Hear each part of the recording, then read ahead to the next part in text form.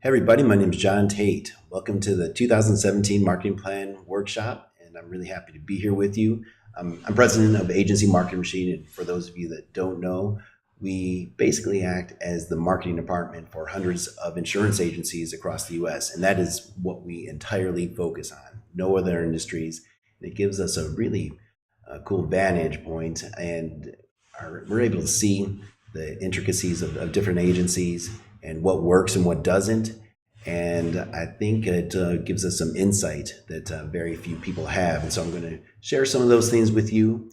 And hopefully you've been able to run the reports that have gotten those 7 pieces of data for us so that we can enter those in here. First, does anyone's marketing plan look like this? I don't know if you all have seen Office Space. If you haven't, this probably looks like a pretty strange slide, but it's a pretty funny movie. And this is the manager there, and he has some strange expectations of people and asks for them in pretty strange ways. But it's more like, yeah, if you could just go ahead and write 60 items a month, that'd be great.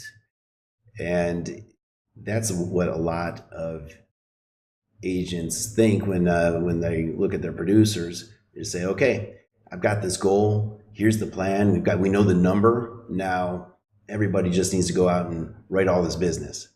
And they're not given the tools to be able to do that effectively. And if there are producers, there are producers out there that do that and more, and that's great. But can you count on them? Is it systematic? What if you lost them? God forbid. So we need to have a plan that is going to overcome that, and that's what we're going to go through and deal with today. Is because that's not marketing. Just hoping you've got these great hunters that go out there and get the business. Marketing is going to make it a lot easier, and they're going to bring people to you. They're going to make people know of you, so it's not just a cold call. They're going to touch people. They're going to give people a reason to contact you, and really importantly, a reason to contact them because of these campaigns that hopefully be running through your marketing activities. And we live in such an untrusting world. You've got to constantly develop that credibility, authority, and you've got to develop that relationship with your customers. All right, so let's look at the plan. Here's the workbook, and there's tabs here at the bottom. Hopefully you all know Excel a little bit. And I'm going to put in some fake values here, and at this time you can go ahead and put in the values for your agency.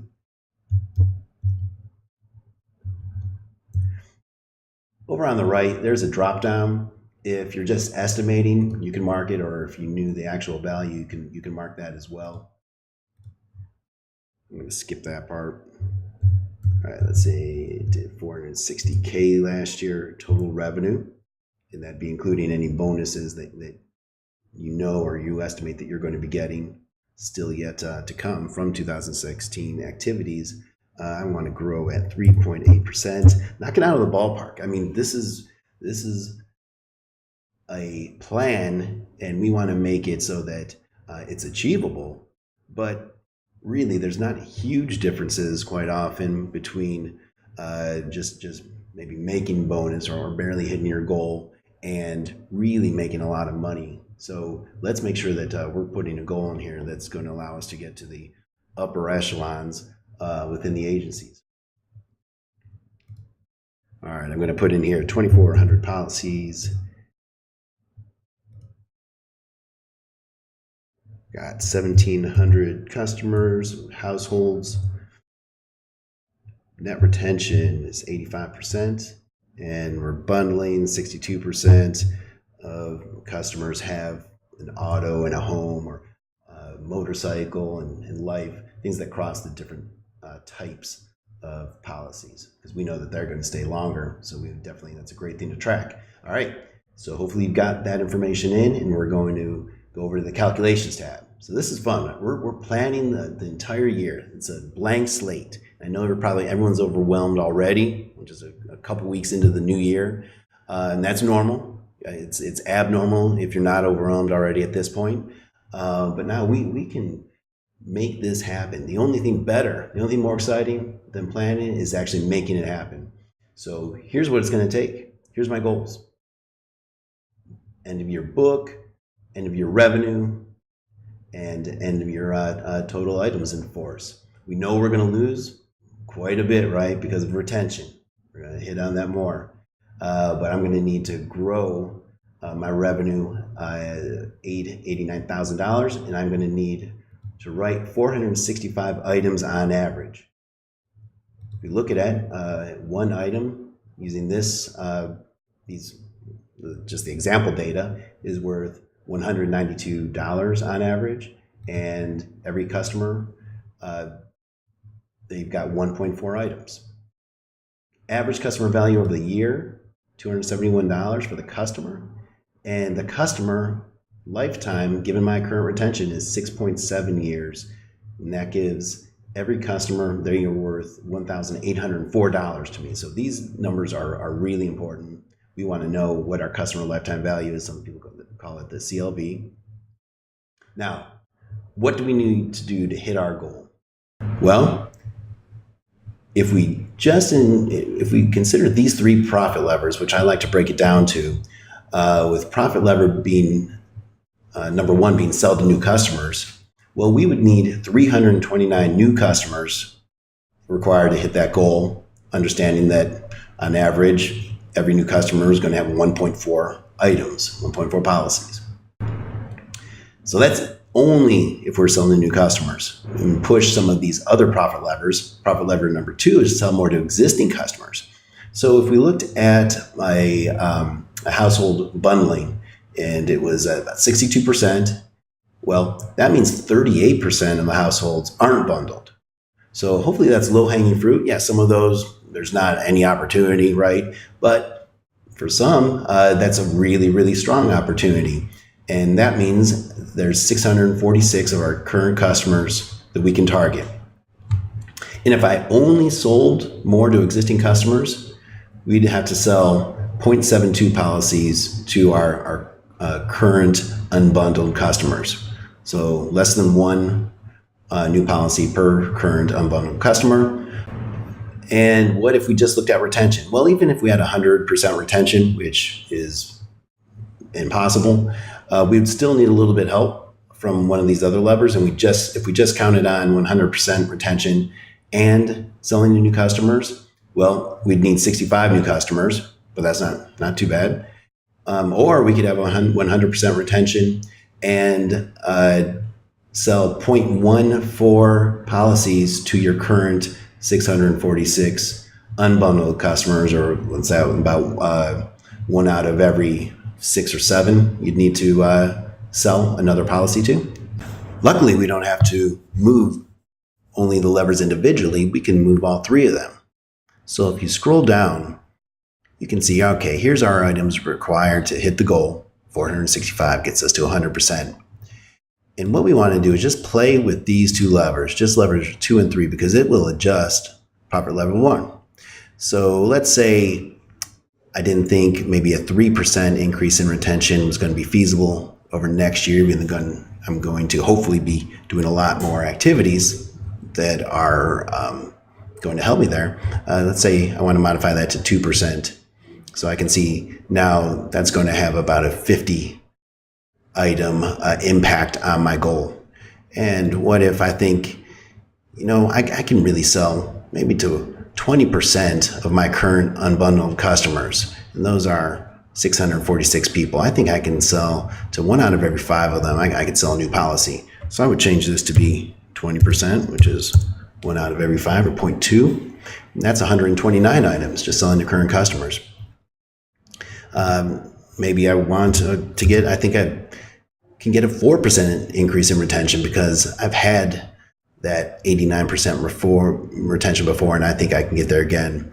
So now we can see, all right, between these 2, I'm looking at about a 49% or so impact on my goal. And now I only need to sell to 167 new customers.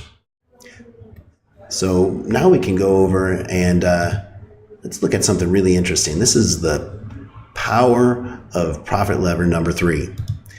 Currently, I'm here at the 85% retention, and I see my customer lifetime and their value. But what if I could get it from 85 to 88%? Well, that changes my customer lifetime to an average of 8.3 years versus just 6.7. And now my customer lifetime value is $2,255 versus $1,804. A huge difference there, $451. And just given my current 1,700 customers, I'm looking at an additional profit of $766,667. That is huge. That's really for doing nothing other than making sure your retention gets to 88% and holding it. That's pure profit. Now the other way, what if instead of 85%, I dip down to 82%? Now my customer lifetime is only 5.6 years. I'm only getting about $1,500 over their entire lifetime. So I'm missing out on $301 in profit. And over just my current 1,700 customers, I'm missing out on $511,000 in profit. And if I look at the difference here between 82 and 88%, that's $1.277 million in profit that I'm missing or could have had between 88 and 82%. And that 6% doesn't look like a huge number, but you can see the real impact of that. So we have to constantly keep retention in check and always look to improve retention. And there's things that can be done to make that happen. We just sometimes lose sight of it. So let's pop over to our activities tab. So this is keeping in mind the things we want to focus on. And here I've listed some of the objectives for how to sell to new customers. What do we need to do as an agency, as team members, to make that happen? Well, we need to be out there in the community. We need to be visible online. We need to be visible in offline media. We need to get more customer referrals. We need to get referrals from other businesses. We need to engage prospect lists. We need to purchase leads. And then the other column, how, here's some options on how to make those objectives become a reality. And here, supporting marketing activities. These are examples of specific activities that would support meeting this objective and the timeframes necessary to make them happen. Some things have longer timeframes than others. If I'm buying an ad in a newspaper, well, I'm going to see during that first month if that had any impact, really, because they're either going to see it in that Sunday paper or they're not, and it's going to get thrown away. Now, of course, there's follow-up time and so forth, but that's going to be an immediately seen return on investment or not. And other things take longer. So I think profit lever 1, a lot of people want to focus on that because the time frames are a little bit shorter and it's a little bit easier to measure. But here's profit lever 2, selling more to existing customers. My objectives, as I see them, and I left room to add them, but I think understanding a complete picture of the customer, continuously building that relationship, continuously developing trust, and educating and providing them, your customers, with the opportunity to go ahead and take advantage of what you have.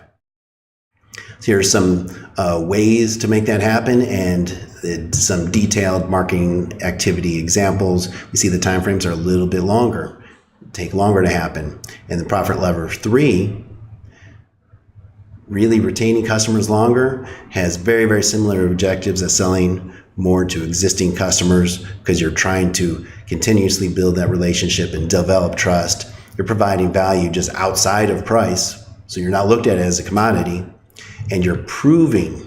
You need to prove that the agency cares. You need to do that over and over again and make it very, very visible so that people are going to see you as something way different, something that there's no way $20, $30, $40 is going to make an impact on a decision to leave the agency or not.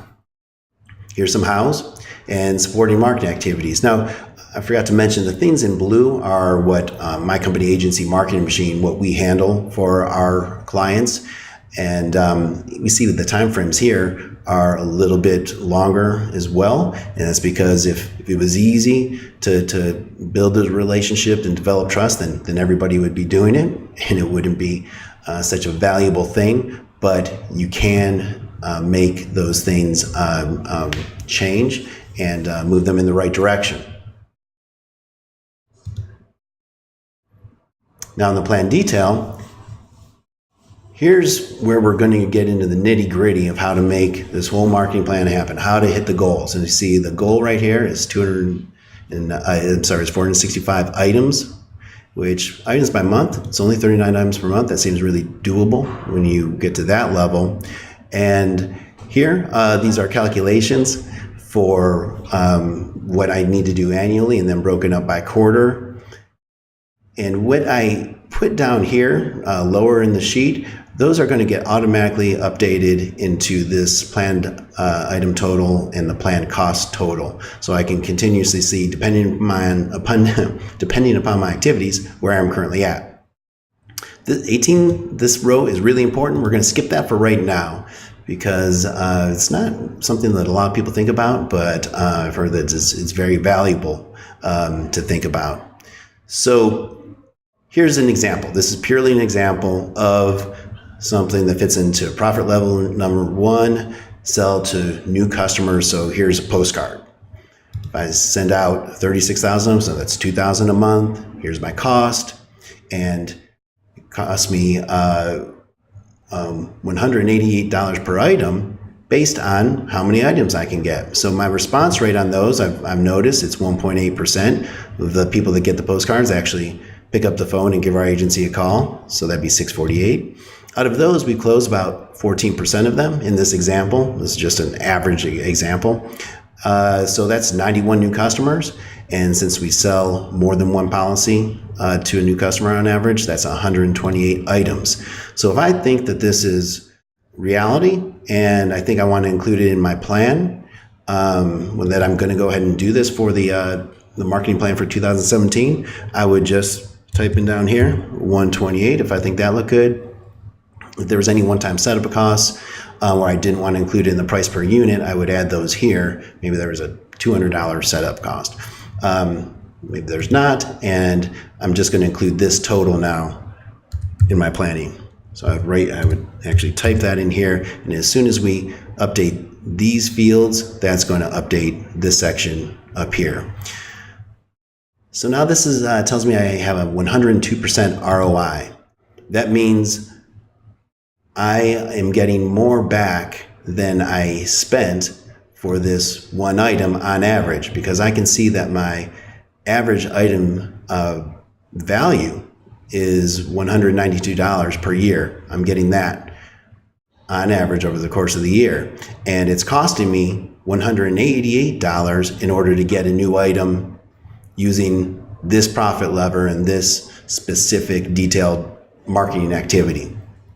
A lot of people say anything over 100%, if you can get that back in the course of a year, do as much of that as you can afford to do. Obviously, an even better ROI, even higher, would be fantastic. And when it gets much lower than that, you really want to take a look at it. So now let's go back to row 18 here, and how much am I willing to spend? How much am I willing to, if I had a pile of cash and someone walks into the door and says,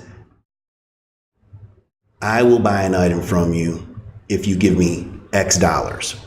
And don't think about reality about that and all the litigation and issues we would have. But think about it just in terms of what's it worth to you. So we have to know that on average, that policy is worth $1,000, or that item is worth $1,278. All right, well, so maybe I'm willing to spend a lot more than $192. Maybe I'm willing to spend $300, maybe $400. It depends on what other activities you have and how much cash you have in order to spend. What's your budget? But a lot of people look at that 100% ROI and think that that's a good, fair number, especially if your retention is good. And we'd want it to be even better than 85%. We'd want to continuously improve that. But even there, these items, we look at them as items, are important to us. So here I might put $192. might put $200, whatever. This is just to give you a frame of mind. It does not go into the calculations whatsoever, but we want to kind of use that as a gauge as we're looking at the different activities. For example, a lot of people are purchasing internet leads, and if they were purchasing, let's say, 500 a month, so that's 6,000 a year, and out of those, only, let's say, 10% we were ever able to actually quote, and out of those, we were only ever able to actually close 5% of those. So that'd mean 30 new customers or 42 items per year. And before I put this in my plan, I want to check out, okay, what's my cost per item? What's my ROI? Cost per item is $1,204. ROI is 16%. So that's way less than I was hoping if I was using a 100% ROI gauge. And that cost is way higher than I said previously that I'd be willing to spend. Okay, so maybe I don't include those in my plan, but there's other activities that will help to increase not only profit lever 1, but profit lever 2 as well. Selling more to existing customers. You want to have campaigns that continuously look to build that relationship with more customers and to sell more things that they could need and are going to help them in their lives. Profit lever number 3 is a little bit more difficult. Profit lever 2 as well, because sometimes you can't quite quantify what you're getting out of it. So here's an example of, this isn't something that AMM provides, this is another company provides this, but this is happy birthday recorded calls on people's birthdays that they receive. Well, how am I supposed to really know, okay, because somebody received that happy birthday call, they stayed with me another year or another 5 years or another 10 years? You really don't know that. And more than likely, it's not that one thing. It's probably 5 to 10 things that were done that made them want to stick around with you. And so when it comes to retention, you want to have as many activities as possible that help that out, because we see the power of that, but you want to make sure that it's not going to break your bank, but you're including those activities in whatever you do.